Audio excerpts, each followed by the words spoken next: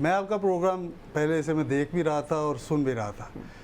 आप शुएब साहब ने एक अपना मुकदमा रखा, आपने भी अपने सवालात में अपना मुकदमा रखा, लेकिन बहरहाल कि उन्होंने आपके मुकदमे पे बात नहीं की जो उन्हें कि उनको उनका जवाब देना चाहिए था। मौजूदा सूरत हाल में देखें कि इस वक्त जो पाकिस्तान के अंदर सियासी सूरत हाल है वो बड़ी नाजुक है। हमारे एक दोस्त कहते हैं कि पाकिस्तान की सियासत जो है ना बड़ी बारीक सी है और इसकी बड़ी जो सेहत है कमज़ोर है, थोड़ी सी हवा चले तो फौरी नज़ला हो जाता है, ज़ुकाम हो जाता है, बुखार हो जाता है। लेकिन पाकिस्तान की सियासत मजबूत भी बड़ी है। अब जो बात चल रही है कि पाकिस्तान के अंदर सियासी गहमा गहमी के अंदर होने क्या जा रहा है, मेरा अपना एक मानना है और मेरा जो लोगों से बात होती है, पॉलिटिशियन से बात होती है और भी लोगों से बात होती है, असम्बलियाँ तहलील नहीं हो रही। ना KPK की असम्बली तहलील हो रही है, ना वफाक की हो रही है, ना शहबाज शरीफ साहब इस्तीफ़ा दे रहे हैं, ना किसी और ऑप्शन पे गौर कर रहे हैं। पाकिस्तान के अंदर सियासी सूरत हाल इसी तरह होती है और ये इसी तरह चलती है। शुएब शाहीन साहब ने एक बात की थी कि हमारी पार्टी के अंदर जो खड़पैंच थे वो आए थे और चले गए। देखिए बात यह है कि खड़पैंच उनकी पार्टी के अंदर आए नहीं थे, खड़पैंच उनकी पार्टी के अंदर लाए गए थे। और वो खड़पैंच किसी इससे पहले किसी और सियासी जमात में नहीं थे, ऐसा भी नहीं है। वो सियासी जमातें छोड़ के ही आए थे, लेकिन उस वक्त की जो PTI थी उसकी सूरत हाल और थी, इसलिए उन्होंने अपनी सियासत को बचाने के लिए अपने आप को अलहदा किया। और बात जहाँ पे आ जाएगी कि मौजूदा जो सियासी सूरत हाल है ये किस तरफ जा रही है। देखें, अगर PTI का ये दावा है कि असम्बलियाँ इस वक्त बड़ी कमज़ोर हैं, तो इन्हीं असम्बलियों ने बजट भी पास किया है और इन्हीं असम्बलियों ने बजट, जिसे कह रहे हैं कि यही लोग मौजूद थे असम्बलियों के अंदर, अगर ये अपना पावर शो वहाँ पे करते PTI के लोग जो उस वक्त सुन्नी इत्तेहाद कौंसिल के थे, तो ये उनको मंजूर ना होने देते, बल्कि उन्होंने इसको बजट को मंजूर किया। और इसके अलावा चीफ जस्टिस ऑफ पाकिस्तान काजी फाइज ईसा साहब उस पर बात कर रहे हैं कि वो मुकदमा में ना बैठें। भाई आप अपना मुकदमा जो लेके गए थे वो सुन्नी इत्तेहाद कौंसिल वाला था। PTI को पार्लिमानी जो जमात है वो बनाने वाले काजी फाइज ईसा साहब हैं, आप उन पे अब अदम एतमाद कर रहे हैं।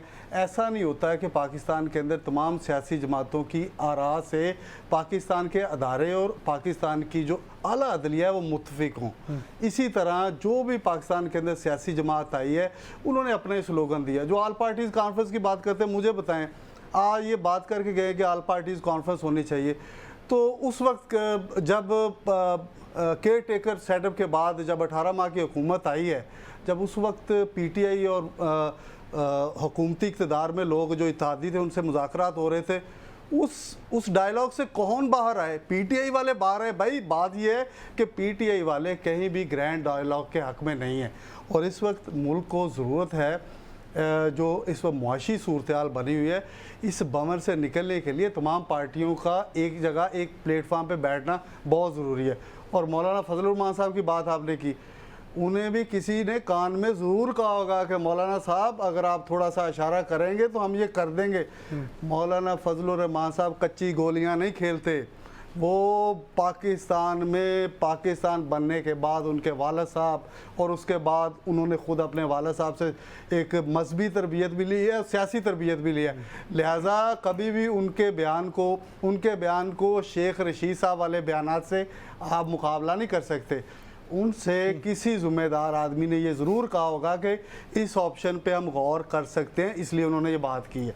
और बाकी आ जाए कि इस वक्त होगा क्या, आगे क्या बनेगा। देखिए मैंने आपको पहले भी बताया कि आपने बहुत अच्छे सवाल जो उनसे किए, वो उनसे जिसे कह लें उन्होंने थोड़ा सा ना किनारा कशी की है।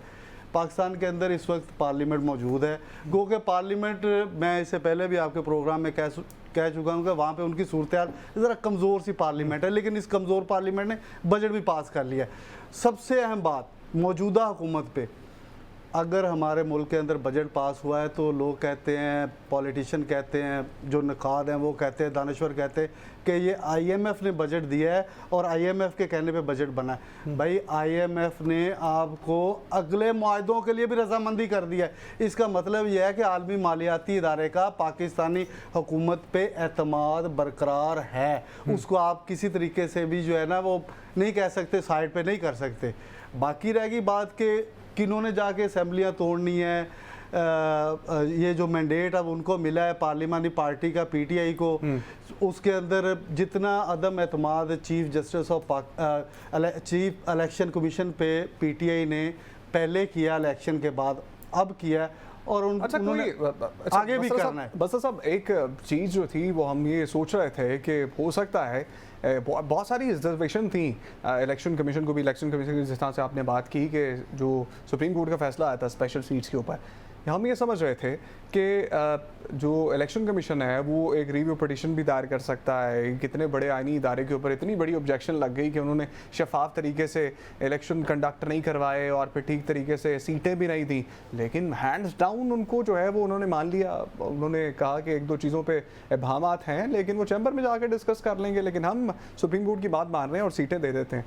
तो ये क्या कुछ समझ नहीं आई कि पहले तो बहुत बातें की जा रही थी चीफ इलेक्शन कमिश्नर साहब की जानिब से भी और फिर इलेक्शन कमीशन पूरे एज होल एक इदारे की जानिब से भी, लेकिन फिर एकदम से मामला पलट अच्छा गया। देखिए उमर साहब, बात यह है कि अभी सुप्रीम कोर्ट ने फैसला दिया है, इस पे अमल दरामद करना है, इस पे अमल दरामद करना है इलेक्शन कमीशन ऑफ पाकिस्तान ने। लिहाजा जो जिसे कह रहे हैं इस time supreme authority supreme court के बाद, जिसने देखिए सुप्रीम कोर्ट का काम है कि उन्होंने एक जजमेंट फैसला दे दिया, अब अमल दरामद उस पर होगा। अब अगर इलेक्शन कमीशन ने उस पर अमल दरामद की हामी भरी है तो मुझे आप ये बताएं कि जो 23 सीटों की बात हो रही है, जो मखसूस सीटें हैं जिसमें PMLN की भी हैं, पीपल्स पार्टी की भी हैं, JUI की भी हैं, MQM की भी हैं, क्या उन 23 सीटों जो मखसूस सीटें हैं वो स्पीकर ने उन्हें डी नोटिफाई कर दिया है? अभी तक तो भाई उन्होंने डी नोटिफाई नहीं किया है। मरी में जो डिस्कस हुई है वो यही हुई है कि हमने मुज़ाहमत की सियासत हुकूमत में रहते हुए करनी है। देखिए उमर साहब, मैं एक आपको बात बताता हूँ, पाकिस्तान के अंदर जितनी भी सियासी जमातें हैं ना, उनके अंदर दो ऐसे लीडर हैं जो मुज़ाहमत की सियासत पर यकीन रखते हैं। नंबर 1 बानी PTI, नंबर 2 मुस्लिम लीग नून के रूह रवा मियां नवाज शरीफ साहब। अच्छा। दोनों मुज़ाहमती सियासत पे बयान, उनका यकीन है कि मुज़ाहमती सियासत होगी तो कुछ कह ले अदारे भी कंट्रोल में आएंगे, मुल्क के अंदर भी चलेगी। लिहाजा इसलिए वो तनकीद बहुत करते हैं अदलिया पे भी। अरे अदलिया पे तनकीद करते हैं। देखिए अदलिया उन्हें रिलीफ भी दे रही है, जो मुकदमा लेके नहीं गए थे उन पर भी सारी चीज़ें आ जाती है। आप बात कर रहे हैं मियां नवाज शरीफ साहब, मियां नवाज शरीफ साहब जी वो इसलिए कर रहे हैं मियां नवाज शरीफ साहब। आप थोड़ी सी हिस्ट्री में बस 1-2 सेकंड में आपको मज़हर साहब आगे हमारे पास साइड बाय साइड कर लेते हैं। ये मज़हर साहब भी बताएंगे इसको, लेकिन मैं थोड़ी सी इसको बता दूं कि जो नून लीग का शुरू से जो नवाज शरीफ साहब का जो मुज़ाहमत रही है ना अदालतों के अंदर, उनका शुरू से ही टकराव रहा है। आप 96 के अंदर देखें, जो 97 में chief justice of Pakistan Sajjad Ali Shah साहब को जो मुंतखब हुकूमत ने साइडलाइन पे किया था, उन्हें बाहर कर दिया था, वो कौन थे?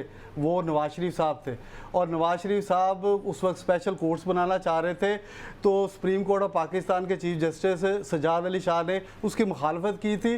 तो नवाज शरीफ साहब जो अब हमारे वफाकी वज़ीर इत्तलात हैं, इनके दादा उस वक्त जस्टिस थे। अब थोड़ी सी कंक्लूड कर देता हूँ।